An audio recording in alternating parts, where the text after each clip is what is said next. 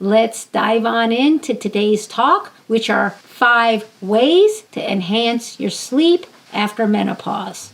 Look, there's nothing more enjoyable and rejuvenating than a good night of sleep.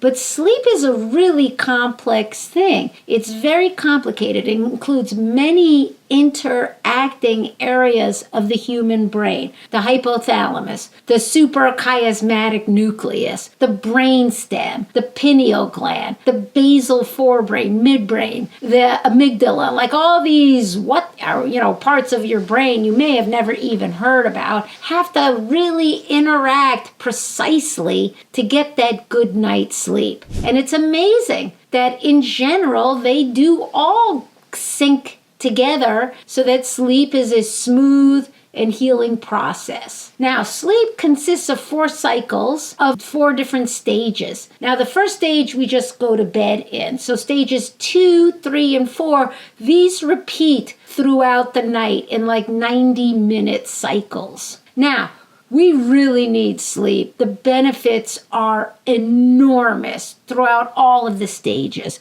Sleep helps us process the memories of the day and put them into creativity and innovative ways that we can move forward in life. We get a healthier heart. We get better moods. We have better controlled appetite, better weight, better blood sugar, better mental functioning, better immune system, better stress recovery, better athletic performance and recovery from injuries. We get better motivation, energy. Everything happens in our body. It's not just we went to bed and woke up, but all of these things are churning around in us during those 7 or 8 hours. Now, there are various chemicals in our brain that help with all of these, such as serotonin and melatonin and acetylcholine and GABA. So we have neurotransmitters involved in this process as well. Now, I keep saying 7 to 8 hours because even though different amounts of sleep are required at different periods of the human's lifespan, generally, adults, it's around 7 to 8 hours is ideal. Unfortunately, up to 30% of adults don't get even 7 hours of sleep a night due to various conditions. And so one of those is if we have this happening regularly, a person enters into what we call insomnia. Now, insomnia is defined as chronic dissatisfaction with sleep quantity or quality. You can have problems falling asleep or waking frequently, even more problems falling back asleep after woken up, or waking up too early so that you don't really get the hours you need. All of these are integral for the definition of insomnia.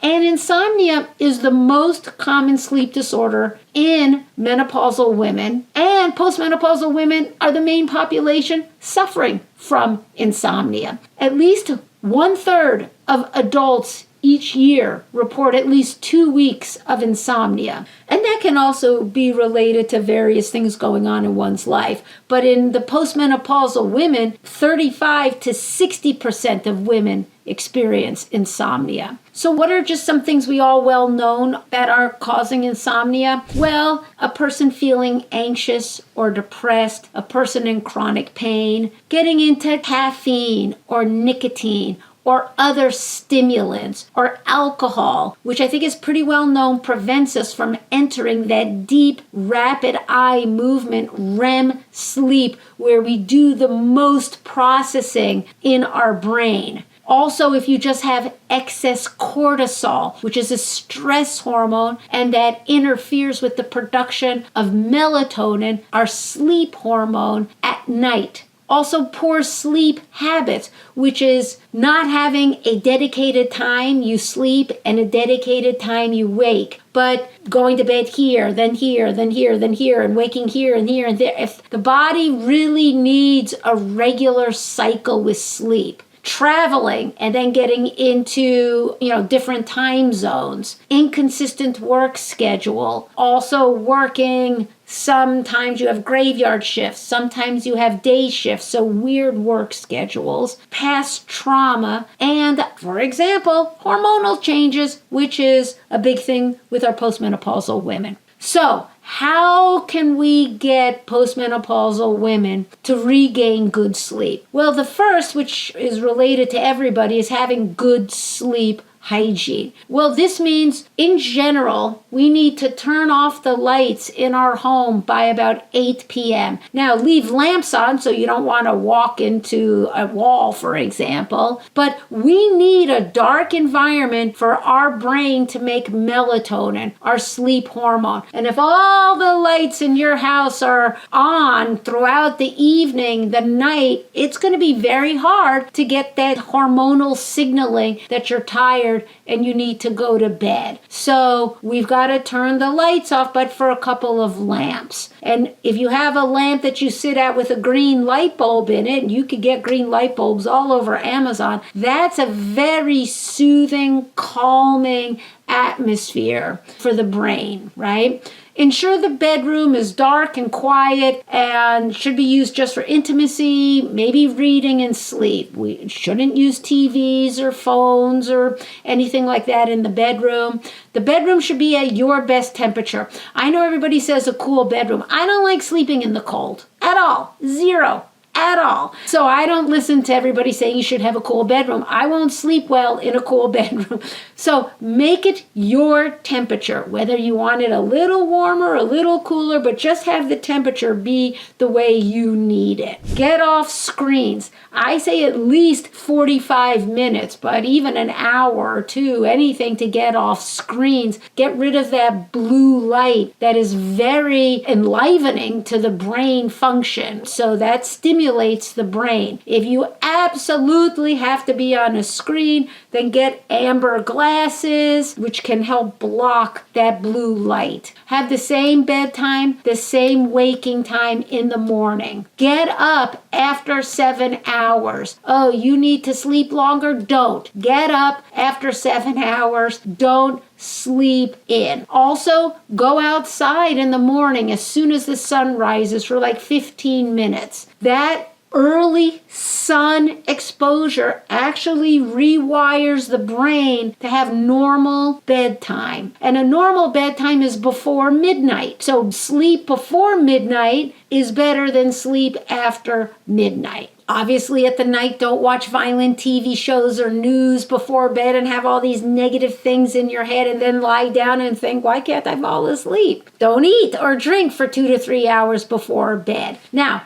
that's the general rule. For some other people, I wake every night at 3 o'clock and I can't get back to sleep. So that can either be caffeine or a medication you're taking, which in the Chinese clock is right around the liver time. So sometimes when we have the detox thing, it whacks out our liver and can wake us at 3. But a lot of times, if you have dinner at 6 and then at 3 in the morning, that is 9 hours. Some people just have a metabolism that they're going to be hungry, and the cortisol will wake them up, and that will interfere with getting back to sleep. So for some people, eating a little bit before bed, if it's been 6 hours, say, since supper, a little bit, maybe, a little chicken or a little turkey or half an apple with a little nut butter on it, something like that, just so that they won't run out of blood sugar and get woken up in the middle of the night. The last thing I recommend is having a pad of paper on your nightstand. So if you're laying in bed and you're like, oh God, I forgot, I better call so-and-so tomorrow,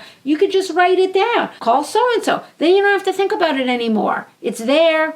You're going to see it in the morning. You don't have to worry about things. That can just be written down. So that's sleep hygiene. That was all number 1. Number 2 is eating a higher glycemic diet. A higher glycemic diet that has more carbs and sugars in it is associated with more insomnia. So getting women to have more protein, more fat, whole grains, more veggies, getting rid of the refined grains, the sweets and sugars is very beneficial for having not just better weight, because it's easier to gain weight postmenopause, but also to have better sleep. Number 3 is exercising. Regular exercise is associated with reducing the amount of time it takes to fall asleep, increasing melatonin production, reducing stress, improving the mood, improving the quality of the sleep time, reducing the need for sleep medication, and reducing daytime sleepiness. It can also, as I say, help control the weight, which can reduce your risk of developing obstructive sleep apnea, which is a great way to also have bad sleep. Exercising 30 minutes a day helps sleep last 15 minutes longer. So that's a really good thing to include and has direct effect on sleep. Another thing is supplements. Now, there are many supplements for sleep. Obviously, people do take melatonin, and generally around 3 milligrams is really all you need to help initiate sleep. Magnesium is very common to help go to sleep, and the kinds that are most effective are magnesium glycinate, because glycine helps calm the mind, or magnesium threonate, which is also calming to the mind and helps reduce anxiety. Also, tryptophan or 5-HTP are amino acids that directly make serotonin, our calm, happy, helpful, content neurotransmitter that directly becomes melatonin. So that's helpful. Theanine, like L-theanine, suntheanine, 200, 400, 800. It's the calming part of tea that we drink. Also, there are many herbs like lemon balm or valerian, hops, kava, skullcap, passion flower, ashwagandha, lavender. These are all can be used individually or in combination formulas to help initiate sleep by being sedatives, calmatives, and getting the brain much more easier into that rest mode. Last is hormones for sleep disorders in postmenopausal women. Now, of course, estrogens can be beneficial if you're sleeping crappy because you're waking a lot from night sweats, right? So to balance that vasomotor system, estrogens are really very, very helpful. And around 75 to 80% of postmenopausal women suffer from night sweats. So dosing the appropriate amount of estrogens to calm that down is helpful, and estrogens have been shown to improve sleep quality, reduce awakenings, and therefore increase total sleep time. Also, progesterone.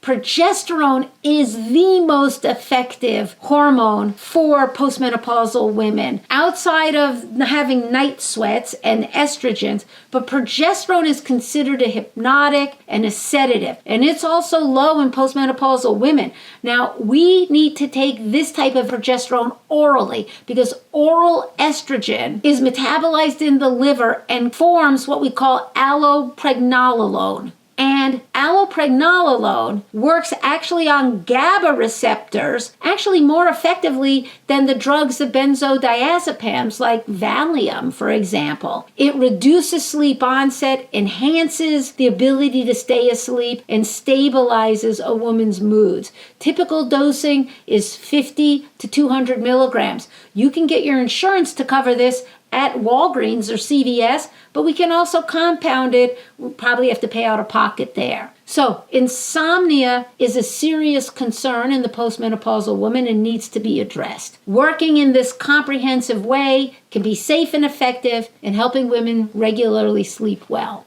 I hope you enjoyed the talk. I'm Dr. Mona Morstein. If you liked it, please press the like button below. If you want to subscribe, press that button. If you'd like to become my patient, please find my info in the bio below. Thank you very much.